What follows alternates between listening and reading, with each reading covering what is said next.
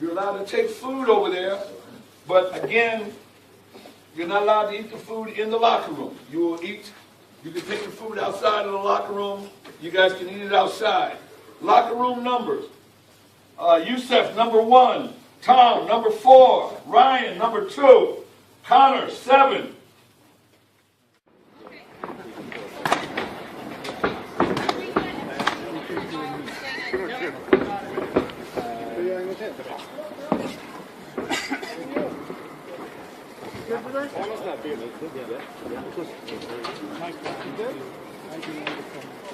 Right there, when the first fighter comes in, you put yourself on. Yeah.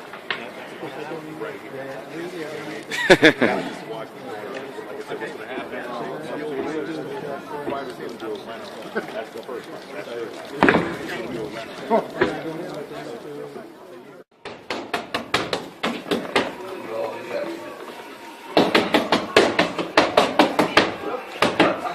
Ik weet dat, ja. Nee, dat is slecht van mij dat. Want...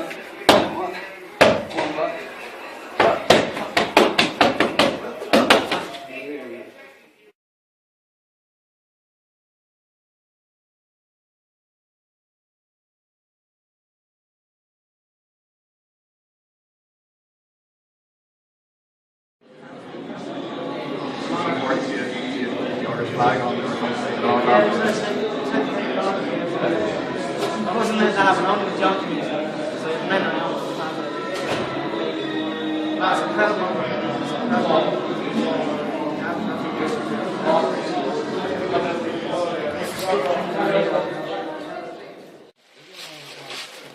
So we're just back in the change rooms, and that went pretty well. That went good. I'm going to show you a little video now, photographing a little video, and then I'm going to get Conor to talk about it, okay? This is where we were on Wednesday. You like that bit?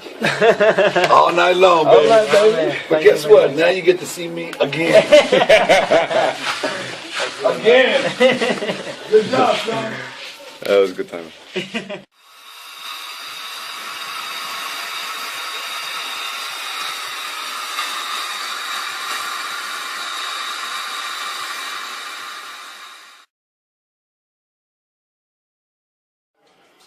So basically, Conor there, I just showed him a little video of where we were on Wednesday morning. Wednesday just gone. Do you want to just explain that? Yeah, Sunday I wakes up with the wisdom tooth was coming through.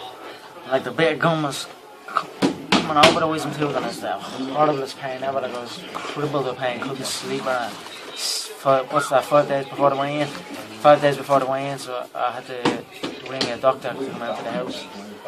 Gave me antibiotics, but I had told him I had a fight coming up, and so he gave me little baby antibiotics. They didn't do jack shit.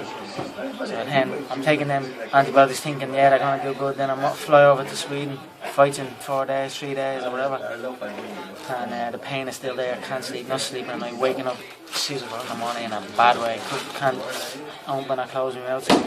When in Sweden, nothing else we could do. We went to the dentist, and we're literally about a minute from taking the wisdom tooth out. We're going to just rip the wisdom tooth out of the dentist. And then she ended up giving me stronger antibiotics, so I've been on 6 antibiotics a day. And painkillers fucking since Sunday. And that's it, that was the story of that. So a heavy week, you know, but honestly, anything could happen. Any of that affect your mind? Yeah, no, you know, that's it. Like, anything, these are just challenges. You just have to improvise, you have to adapt, and you have to overcome these things. And that was just another thing that I just had to overcome, and nothing was gonna stop me in there anyway. Yeah. All right. Well, we'll do a little video after. You get your dicky bow on and look sharp, and get some cheese out there. Please. What keeps nice? How are you feeling, Owen and Arton? Enjoy that? Unreal. Superstar. No, man, it's great, man. Great experience. Weird feeling. I'll get you a couple of daiquiris on, then I'll do an interview again. Yeah.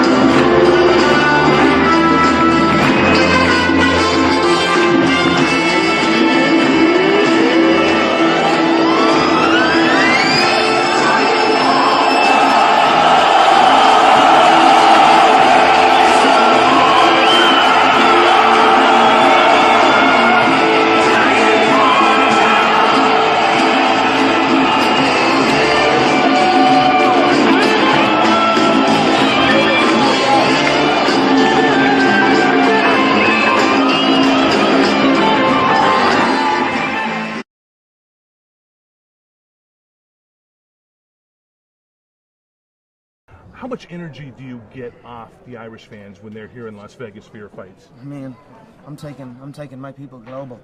It's a very energizing experience, so I enjoy it. They very, blocked very off the much. strip last time. Did you see that? They blocked off the strip and We they take over. That's what we do. We arrive, we take over, we take everything for what it's worth, and then we bounce. Are you serious about fighting at 170? Yeah, I mean, I feel we'll see how it goes. It's certainly another option. I do enjoy options. Floyd Mayweather's comments. I asked you about that and want to get your thoughts on what he said. Certainly knowing the south side of Dublin and what it's like and where you grew up and what the Republic of Ireland means to you. His comments, did you take them personal? Do you think they were directed at you? It is what it is, but I just don't put my name in something like that. It is, what he's speaking rings true in many ways, but it has nothing got to do with me. Nothing got to do with my success. I am, even, like I said, I'm dressed like El Chapo in his prime. I'm running this company like half a wise guy, but even up there I have been influenced by his culture also. I have been influenced by many cultures. That right up there is my rap battle. That's a verbal onslaught. So I have taken from all cultures. I am a cultured man and I hold no prejudice towards anyone. I simply look at all cultures and embrace all cultures, and that's what the human race should do. So that's me. So for him to put me in a bracket, although he didn't indirectly say it was me, but it still put my name in that situation. I did not take too kindly to that. So that's as simple as that, and that's pretty much all I've got to say on that whole thing. It is what it is, but I carry on. I know who I am, and I know who he is. He's done now. Let's be real here. It's over. He is gone now. So there's a new king in town. He's young, he's handsome, he's Irish, and he's already smoked Floyd by the time he's turned 27. So Would you box him? Who knows what the future holds? Who knows what the future holds? I'm open to discussion, always. To box Floyd Mayweather Jr., not MMA rules. People always say, Floyd would win in a boxing fight, but the MMA guy would win in an MMA fight. Well, let's take out the sports. Let's take out rules. Who wins if we just fight? Me. That's it. So I don't care where or what or how. I'll go into that game, no problem. Like I said, I'm open to discussion. Options are a beautiful thing in the fight business. There are many, many options for me now. Like I said, I hold the key to this entire game. The game answers to me now. Good. Thanks. Of unarmed combat known to man. It involves all disciplines, all combat disciplines: boxing, kickboxing, wrestling, taekwondo, karate, jiu-jitsu. It's just a pure combat. Conor, given the tradition of sport in this country, we have a proud tradition of Gaelic games, soccer, rugby and all the rest. How does a young lad from Crumlin get into mixed martial arts?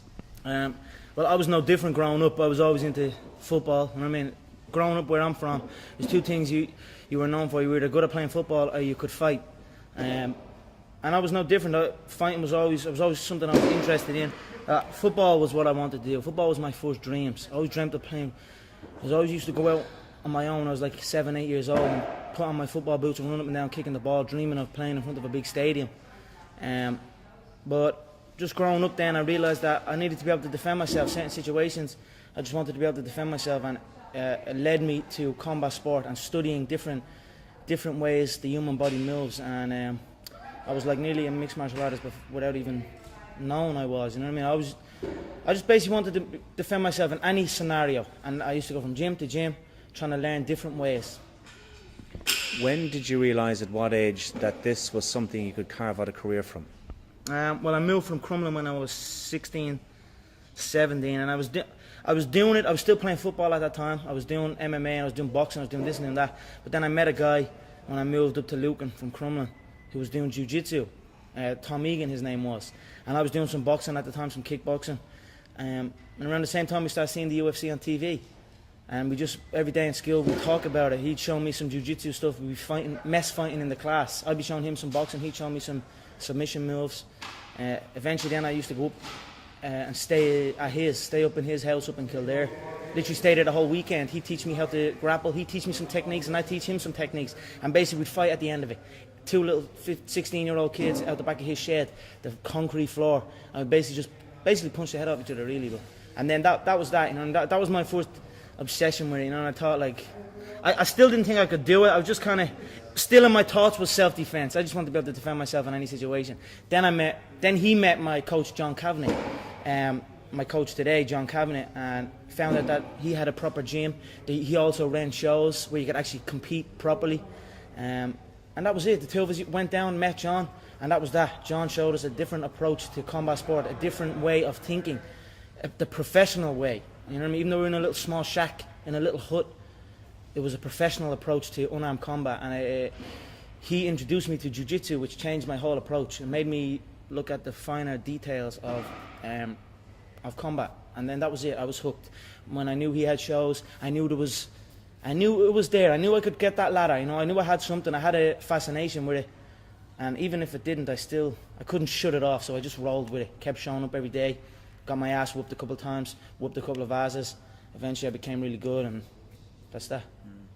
You keep mentioning there that you're doing this, or you had when you were starting out, you were doing it to defend yourself. Were you bullied when you were younger? I definitely wasn't bullied. I mean, I definitely wasn't bullied. But you know, as you're growing up and you're walking around, and I used to live in a little estate, and when you explore outside that estate, you start meeting new people, and then fights would happen. Boys, you know what I mean? Young boys would fight. But it just stuck in my head a little bit more. When something like that happened, it was always in my head. I go back and think about it. I think about what happened, what position happened, and just think about things. I wasn't necessarily bullied or nothing like that, you know what I mean? Have my friends grew up. It's just, Crumlin's a tough area, you know what I mean? It's just the way it was as growing up, but it just probably, like, maybe people might just went on with the day and forgot about it. Me, I just kind of sat back and thought about it a lot more, and it led me to the gym. This is your life, it's your job. Did you ever have, let's call it a normal job, Conor, a 9 to 5? Mm-hmm. Yeah, because the Irish thing is to get into a trade straight away. I was no different. As soon as I finished school, I was always getting pestered. What are you doing with your life? You're doing this, doing that. They didn't know what it was. They didn't know what MMA was. They didn't know what none of this. They didn't know I could make a career out of it. As far as they were concerned, my man and dad I'm talking about, as far as they were concerned, I was just getting into a cage and fighting with some other guy. They didn't know nothing about it. No one did, really. But I knew. You know what I mean? I knew. But and then I ended up getting a trade just to keep them quiet. Because I used to have a lot of fights with my dad. What trade did you get? I ended up getting a trade as a plumber. Literally up in the back arse of nowhere, up in the Wicklow Mountains. And funny enough, that site was one of the biggest sites in Europe. Kiltiernan. It was right at that skiing place. Huge. And now it's just abandoned. Now it's just deserted. So I used to go up there 6 o'clock, 5 o'clock in the morning. I was on that M50. I used to have to walk to the N4, about half an hour from my house, wait for some Limerick guy that I didn't even know. He'd drive on the M4 and I'd have to flag him down. Nightmare, yeah. 2 hours down on the M50, 2 hours back. Literally 14-hour days, and I was the first year, so I had to go and do everything. I had to go to the shop. I had to go and get this and get that. So I always had trouble with that, and I was like, this isn't for me. This is not for me. How long did you last? I lasted 18 months doing it, but it was tough, you know what I mean? It wasn't the life for me, you know what I mean? And then John said, because I was training with John as well at the time, and then John got in touch and says, I have a show, I'm running a show, I'd like to fight on it. And then that was it. I just packed it in, didn't show up. My dad used to come in and punch the head out of me and like try and drag me out of bed, and I just wouldn't go, you know what I mean? I had uproar for a good few years with him over it, and that was it. I just packed it in, quit, and then focused on training. And I knew what was going to happen. I knew I was going to get here. They didn't. There's a lot of stressful years, you know what I mean? A lot of tough times, but I proved them wrong. I proved myself right. What makes you such a good fighter? I don't know. I'm just curious about it. It's never. I mean, it's in my head 24/7. There's nothing else I can think. I don't think about nothing else. And that's it. I'm just curiously fascinated with it, and I can't stop thinking about it. Everything I do in my life is related to this. I don't do nothing else if it's not got to do with fighting. You know what I mean? And that is why. You know what I mean? To be true, all you've got to do is show up. Is that not unhealthy? I don't know. Do I look unhealthy? Take a look at this physique. I'm in phenomenal shape, in body and mind. To me, what's unhealthy is living an unhealthy life. To me, what's unhealthy is getting up and going through the same day every day of your life, 9 to 5, in an office or in a, you know what I mean? That's unhealthy. That beats your mind. I don't work. I love what I do. And that's why I'm doing what I love. You know what I mean? That's why it's become a career for me, because I love it. I love what I do. So I don't think it's unhealthy. I feel good in my mind. I mean, it's my life. What has the last 6-7 months been like for you, Conor? A lot different. You know what I mean? Get a lot more spotlight is on now. I'm no different. I don't do nothing any different. I still come to the gym. There's people trying to get me to do this and get me to do that. But I know that in order to be successful at this game, it needs to be 24/7. I need to be living in this gym. And that's since this new facility, SBG Concord, has opened up. The setup now is I come here at 1, 2 o'clock in the day, and I'm here till 10 o'clock at night. There's no outside distraction. There's no nothing. It's been crazy. The spotlight is on. The Irish public are watching. But it's what we planned. It's what we prepared. I knew I was going to be the person to bring martial arts to the public eye. And now it's happening. You know what I mean? There's 2 things I've learned from these past 7 months. Number 1 is that hard work pays off. And number 2 is that dreams come true. And that's what's happening. Final one for you. I want to know what you want to achieve. Is it the fame? Is it to be champion? Is it the money? What do you want from this career? I don't care nothing about fame.